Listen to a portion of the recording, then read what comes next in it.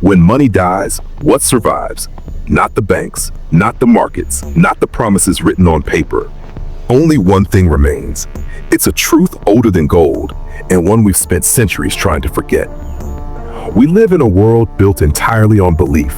Every transaction, every paycheck, every digital number on your banking app, it all survives because we believe it has value. But what happens when that belief breaks? When the numbers still exist, but the trust behind them collapses? History has already given us the answer. Many times. Rome, Germany, Zimbabwe, Argentina. Every time when money failed, something else took its place. Sometimes it was food. Sometimes it was cigarettes. Sometimes it was power. And sometimes it was chaos. Let's go back. Far before crypto, before Wall Street, before central banks and credit cards, to the first time in human history that money truly died. Because if you understand what happened then, you'll understand what's quietly happening now. Around 250 AD, the Roman Empire controlled most of the known world. Its people were rich in trade, its armies fed by taxes collected from every corner of the empire. Gold coins, stamped with the emperor's face, flowed across continents. But prosperity had a secret cost. Wars were endless, soldiers needed pay, and emperors, desperate to fund their ambitions, began to cheat the system. They started shaving the edges off coins, mixing copper with silver, until the once pure Roman denarius became little more than metal dust pretending to be wealth. Inflation soared, trust died, and suddenly money, the very thing that had built Rome, couldn't even buy a loaf of bread. Sound familiar? Centuries later, in 1920s Germany, history repeated itself. After World War I, the Weimar Republic was buried under impossible debt. To pay for war reparations, the government printed money, oceans of it.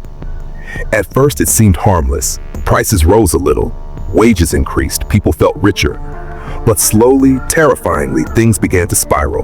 By 1923, prices doubled every few days. Families carried wages home in baskets.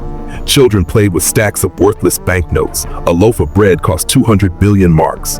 Imagine working your whole life, saving every penny, and waking up one morning to find your savings could barely buy a potato.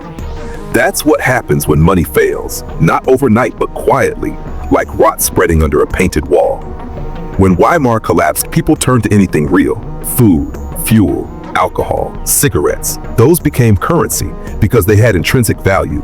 They could be touched, traded, consumed. Money, once the symbol of civilization, became meaningless paper. And yet society didn't disappear. It adapted. That's the pattern we always miss. When money dies, systems break, but humans improvise. They find new forms of exchange, new trust networks, even in chaos. Let's fast forward, 2008. The modern financial system, supposedly invincible, nearly collapses. Subprime loans, derivatives, leverage stacked on leverage. When the housing bubble burst, global banks froze. Overnight, trillions of dollars evaporated. But this time, money didn't die. It was revived artificially. Governments printed new money, cut interest rates to zero, and promised that everything would be fine. It worked, temporarily. But every rescue comes with a price, because instead of fixing the system, we built an even bigger one, on even more debt, more speculation, more belief. And once again, the foundation is shaking. You see, money has never been about numbers. It's about trust. When a government borrows, when a business takes a loan, when you hand over a piece of paper in exchange for food, you're trusting that everyone else will do the same. But that trust isn't infinite. And when it breaks, civilization reverts to its oldest instincts: survival, trade, community. That's what always survives. Not the currency, not the credit, but the network of people who still believe in something real. During the Great Depression, millions lost everything: jobs, homes, dignity. Yet in many small American towns, something remarkable happened. When banks closed and dollars vanished, people created their own currencies: paper notes issued by local businesses, tokens accepted at stores, even labor-based systems. I'll fix your roof, you give me food. It was the rebirth of barter, an ancient system returning from the ashes of capitalism. It proved that when the system dies, humans don't vanish. They rebuild value from the ground up. The same story played out in Argentina, 2001. After decades of corruption and currency crises, Argentina's banking system imploded. People woke up to find they couldn't withdraw their own savings. The peso collapsed, the government defaulted, and once again, when money failed, community took over. Neighborhoods formed barter clubs. Doctors traded checkups for groceries. Farmers exchanged food for fuel. The economy didn't disappear, it mutated. Because money was never the value itself, it was just the symbol of it. And that's the uncomfortable truth we keep refusing to learn. We treat money as real, but it's not. It's an agreement, a shared illusion. When that illusion fades, the things that survive are the ones that always had value: skills, resources, relationships. Those are the currencies that no inflation can destroy. Now, let's talk about today. Right now, the global debt has crossed $315 trillion. Every major economy, the US, China, Europe, is printing money faster than ever before. We've created a financial ecosystem so leveraged that a single global shock could freeze trade overnight. Sound extreme? In 2020, it nearly happened. When COVID-19 hit, supply chains collapsed, grocery shelves emptied, stock markets plummeted. And suddenly, for a brief moment, the world remembered what truly matters. It wasn't your bank balance. It was whether you had food, safety, and people you could rely on. So, what will survive if money fails again? Let's imagine. The dollar loses value, banks freeze accounts, inflation spirals, and suddenly, everything you thought was wealth becomes just numbers on a dead screen. What remains? Energy, land, water, skills, community, and the digital equivalents like decentralized systems built on trust that can't be printed or erased.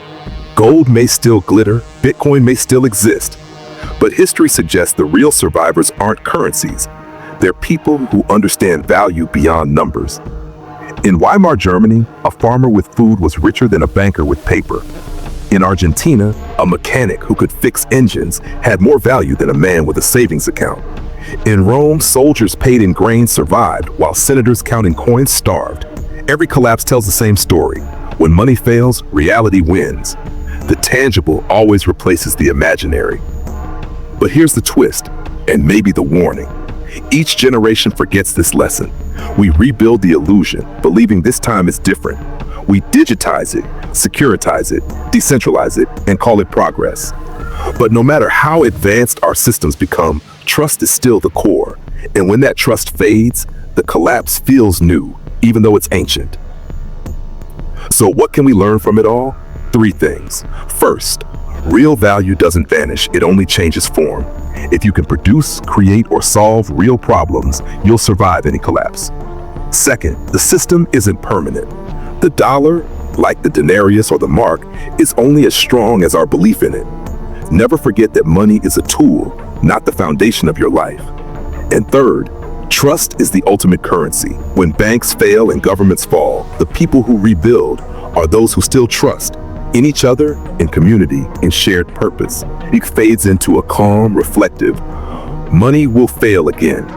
Maybe not today, maybe not this decade, but one day, something will push the illusion too far. And when that day comes, ask yourself, what do you have that can't be printed, deleted, or devalued? Because when money dies, only reality survives. If you found this story valuable, share it. Because understanding what truly survives when money fails might just be the thing that saves us next time.